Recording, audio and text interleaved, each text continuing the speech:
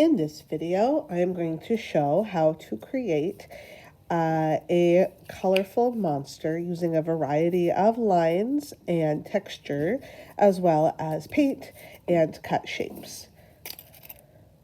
To start with, you will need your big piece of paper and some oil pastels. Remember, oil pastels are like crayons, but they do kind of leave a messy residue on your fingers, so be careful with how you hold them and try to keep it contained to just your drawing fingers. There's no reason there needs to be oil pastel on your other hand or a big mess. So for this project, I want you to think about the colors we just talked about in the color monster and choose a color that makes sense for the story or the monster that you want to create. So I'm going to choose a color that I like. And I know purple wasn't in the story, but purple is often associated with creativity. And I'm a pretty creative person, so I want my monster to be creative. So I'm going to create a monster using a purple. And they can be really small pieces and it still works really well for this.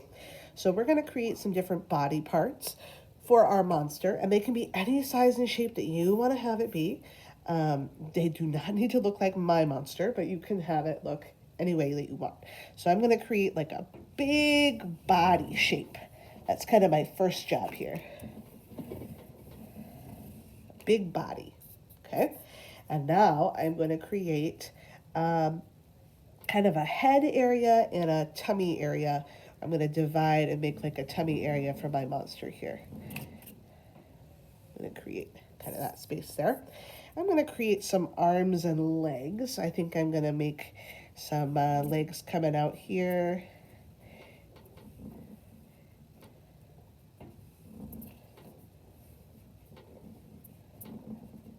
But your legs might look different. You might put claws on your legs, or you might have long arms or something.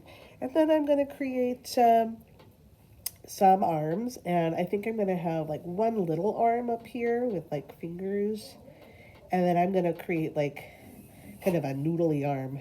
Ooh, because that's like a monster, right? And I might create another kind of claw arm over here. There we go. Now notice that I have not drawn a face. The face will come when we do our cutout. So right now we're just doing like the body and some texture. So now we're going to grab a different color of the same color, like a different tool of the same color. So it's different than your lines. You might include like a white or a pink or a related color of some way. So for me, a related color for purple might be red or might be pink or just a different purple. So I'm going to grab those so I'm ready in a little bit. But I want to do some different textured lines. You don't have to do them in the same place that I'm doing them, but I want you to have the same lines somewhere in your monster. So one kind of line that you could do is like a fur texture line. So we draw a lot of little lines all going the same direction. That's like a fur texture. And I'm going to put that texture here. So it kind of looks like my monster has furry legs. And another kind of line is stripes. So I'm going to do like a stripy line in this leg. You can do it somewhere else.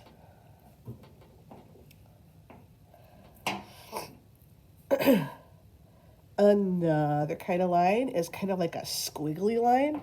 So I'm going to do kind of a squiggly line color up in this space.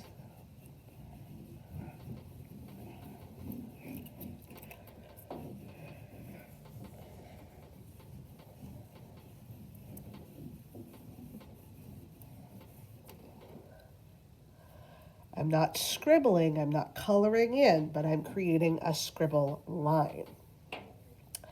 Another kind of line is like a zigzag line. So I might do a zigzag on this arm.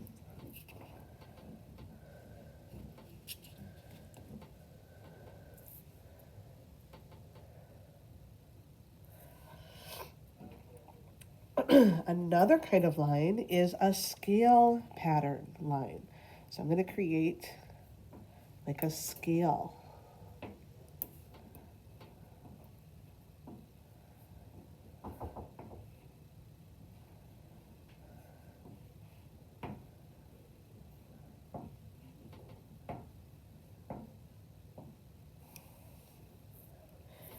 And after that, if you have any other spaces, you can go back to something or you can invent another different kind of design to put in those spaces.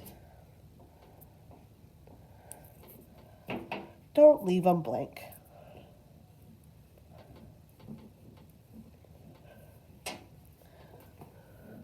So I'm pretty happy with my monster. I've got a wide variety of lines and I'm ready to paint. So I'm ready to paint my monster. I've got my paint tray, I've got my paintbrush, and I've got my cup of water. Remember that when painting, you want to make sure that you have enough water to actually get the paint off, but not so much water that the color gets light. When you're first starting out, you don't want to wipe off your brush. You just want to rub on the color and wake it up. But after a little while, you don't need to get as much water. So your second or third time coming back to get more paint, you may need to wipe that excess water off your brush. So you're just getting the paint wet. Now today you're only going to be painting with 1 or 2 colors maybe. So we're not going to get our water super dirty because we're not washing out to change colors. I'm going to be painting right on top of that oil pastel and my paint lines will still show up. Pat, pat, kitty cat, pat, pat, paint. Pat, pat, kitty cat, let's go paint. Even with that kind of variety there. Try to stay inside the lines of your monster if you can. If it's a little challenging, well,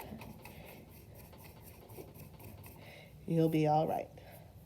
So you can have some different densities of paint. And if you want a lighter color, let's say I like that, but now I'm ready to do a lighter color. Instead of going back to get more paint, I'm just going to dip once in the water. Not washing out, not swishing, but now I'm going to paint with that water and it's going to end up being that lighter color.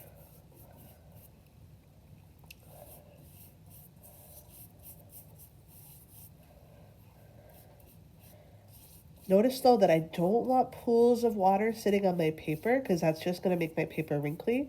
So if I do have a lot of water, I want to make sure I spread it out and use it well. Now I want some darker color again, so I'm going to go back and get some more paint on my brush and paint those darker areas.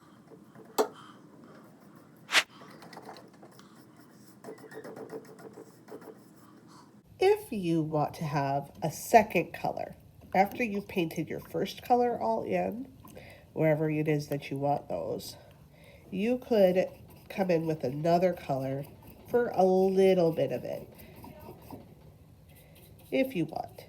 But again, don't overdo it. Don't get your paper too wet because you're going to just make a hole in your paper and it isn't going to look as good as you think it would. So a little bit goes a long way. I think that's pretty good. I'm done.